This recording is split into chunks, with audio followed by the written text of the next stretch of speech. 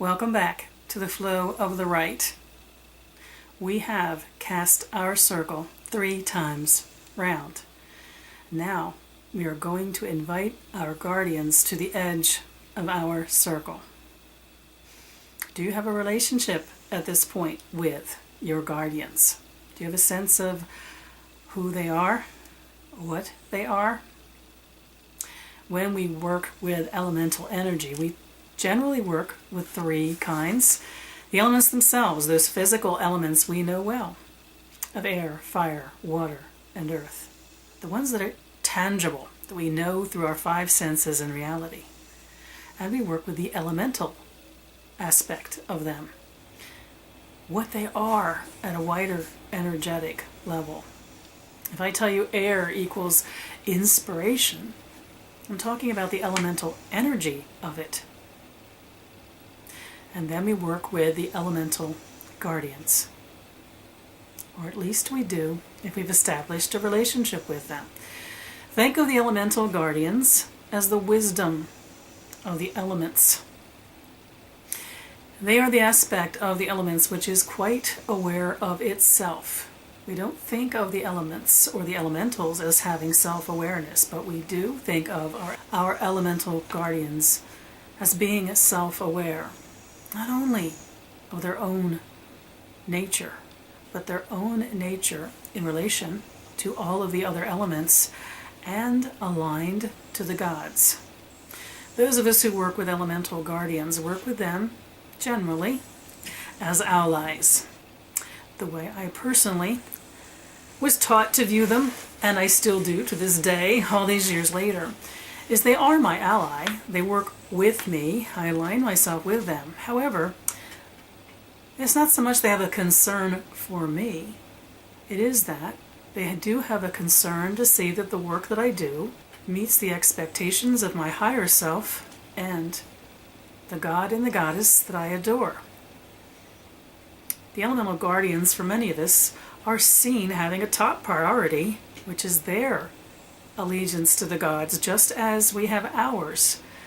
So they will be there with us when our intent is to work in alignment to the will, our higher will and the will of our gods. But they can be a bit temperamental if we are being disrespectful of that. They are fascinating. I couldn't do what I do as an elemental witch without my relationship with them. There's nothing I do in the works of my magic that I do not align myself with them. Don't be concerned if you are watching this video and you don't have a relationship with them yet. Deeper study of the elements and the elementals will almost always bring you to that. But it does take a bit, and I do think there's not a lot of information out there to help you. In the Season of the Seeker, Year in a Day program that I am teaching to so many of you, we take many sessions to discuss what the elemental guardians might be to each of us individually. It's not a simple concept, but if you can make it simple by thinking of the elements as the physical existence of the elements, the elementals being the attributes we give to them, thinking of water as calming, or earth as stability, air as inspiration, fire as passion. That's the elemental energy of the elements. And then you have the elemental guardians, the wisdom of those elements. They know what they are. They know what they are in relation to all of the other elements.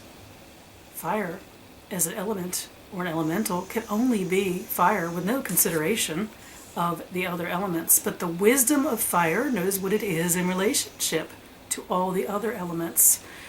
And if we are embracing them at the spiritual level, as I do as a Wiccan, they also represent connection to the gods, seeing that our work is well done, our allies. I'd like to take a moment here to talk about the watchtowers, because you read in books whenever the guardians of the quarters, the guardians of the elements, the guardians of the directions are mentioned, oftentimes they are referred to as the guardians of the watchtowers. I have a little bit of a problem with that phrasing, only because what I was taught the word watchtower meant doesn't say they are the guardians of the watchtower. They actually say the watchtower is another word for guardian. You'll see a lot of explanations out there what the watchtowers mean in our invocations and the calls to the quarters. But I have always viewed it as I was first taught. The watchtowers were not taught to me as a tower. They weren't a residence. They weren't a place that the guardians lived. The watchtower itself was a throwback to the ancient use of that word to mean a fighting force, specifically a fighting force that protected home and clan.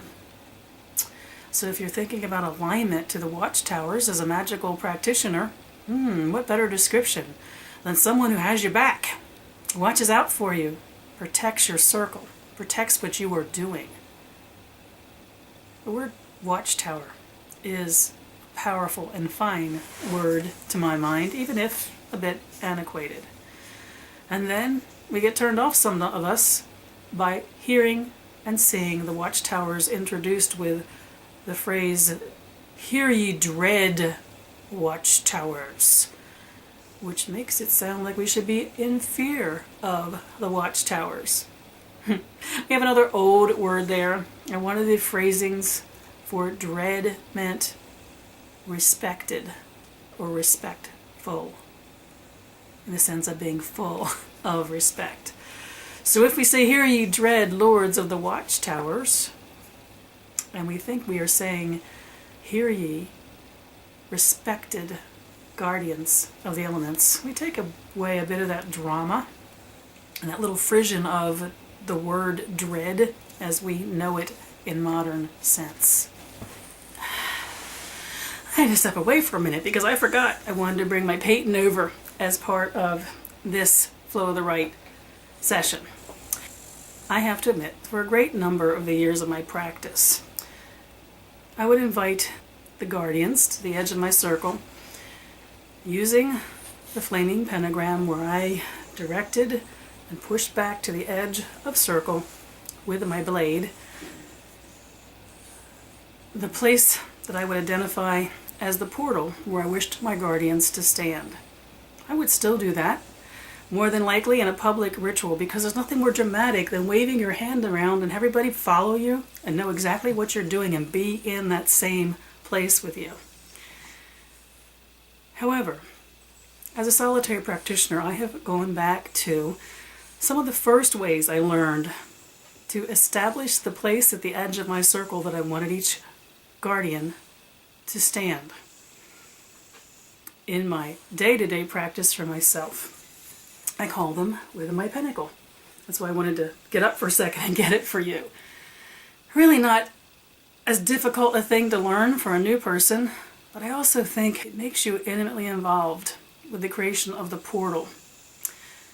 We invite our guardians to stand right outside our circle. They don't stand in the circle with us. And the reason is, imagine them as a steam valve of sorts.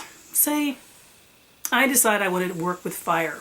There's something I am doing that I want to work with the element of fire.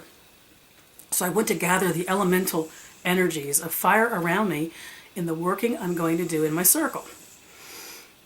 We make an assumption, which is that we don't know it all. That we are rarely, if ever, perfect in our workings. Here's the thing about fire. The elementals of fire are true to themselves. We may want to be working with the ember of fire, the energy of warmth, nurturing, invigorating at that quieter and more peaceful level. But what if the elementals don't get what we're trying to do? Well, yeah, we could think like the old school ceremonial magicians that we always have the ability to control the elements. That's not what my practice is like. I don't know if yours is like that or not. I'm not about power over the elements. They're too sacred of an energy for me to have that relationship with them. However, I do know, sometimes in circle, that while I want to work with a certain aspect of the elements, I find that the elements are dancing about me and coming up with their own energy. I don't want flame when my desire was for ember. So you think of your elemental guardian right outside your circle, truly allowing into your circle exactly what you need and no more than what you need of the element you are working with.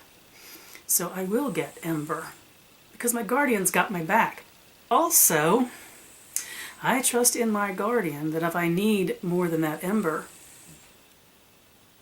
he will make sure that it shows up. You might say it's our higher self, our instinct of knowing what is best. But placing that symbol, or placing a guardian in actuality, at the 4 portals, at the edge of our circle, reminds us constantly what it is all about. Notice I refer to the guardian as he. Traditionally, they are seen no matter how we see them. You might see them as a wind or an animal, a symbol of some kind, an actual male figure. They traditionally are seen as male to Wiccans. That doesn't mean if you call yourself a Wiccan and see them as female that there's something wrong. No, that's what they are for you. But traditionally they are seen as male because they are seen in service to Goddess.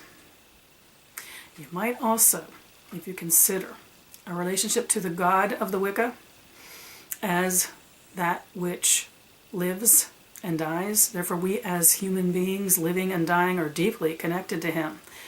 And it brings us in more of an intimate relationship with those elemental guardians. They know what it's like to be us. They know our strengths and they know our challenges. And they are a wonderful liaison with the power of the goddess, that ethereal, all-knowing power. In a way, they represent us. But it's not just about that for all of us. For some like me, they are individual, sentient energies existing in their own right that we are allied with. So anyway, back to calling them to the edge of the circle. Like I said, I spent a lot of time making the big dramatic pinnacles and flaming them and sending them out to make a portal. However, now I simply take my paten and I hold it up to whatever quarter I am calling. And I call out to the guardian of that quarter. And I use the same call each time.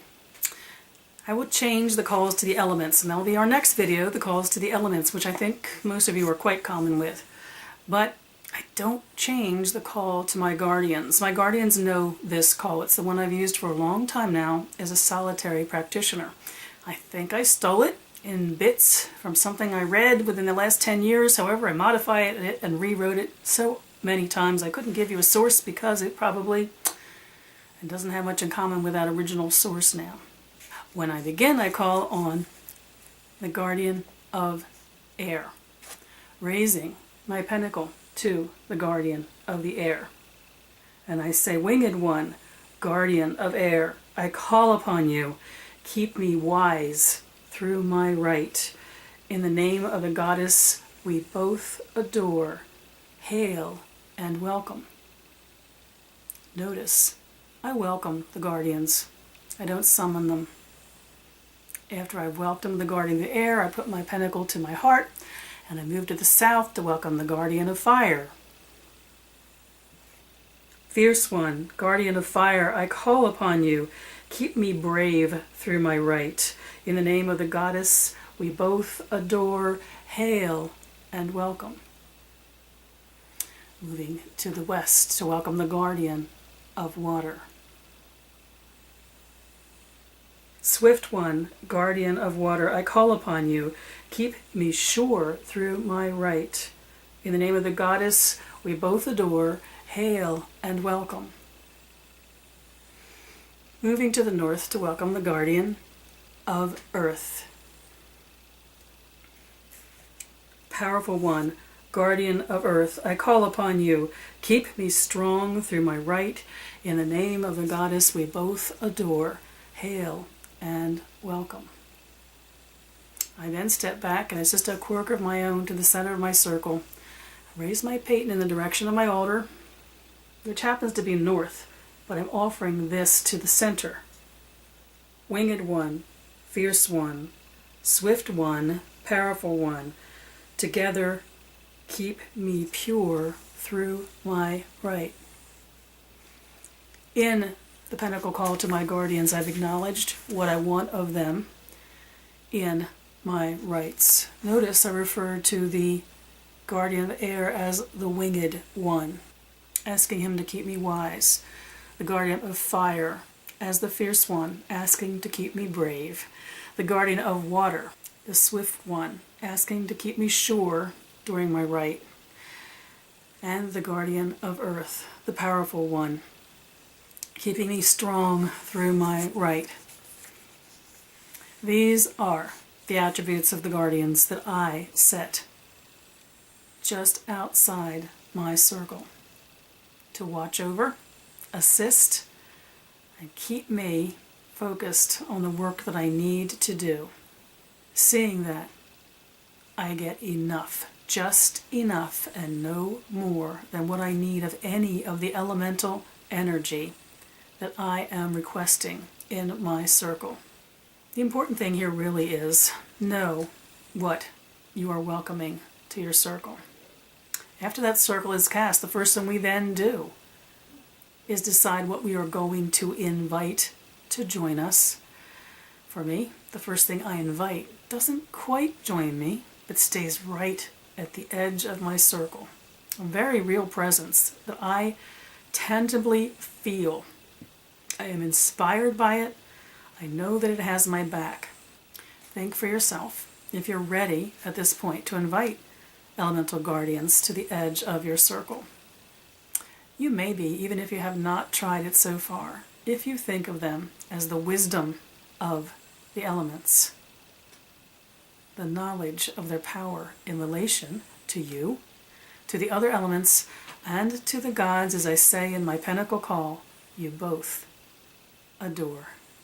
In our next video, I will address elemental calls, something I'm sure we are all quite familiar with. Until then, merry part.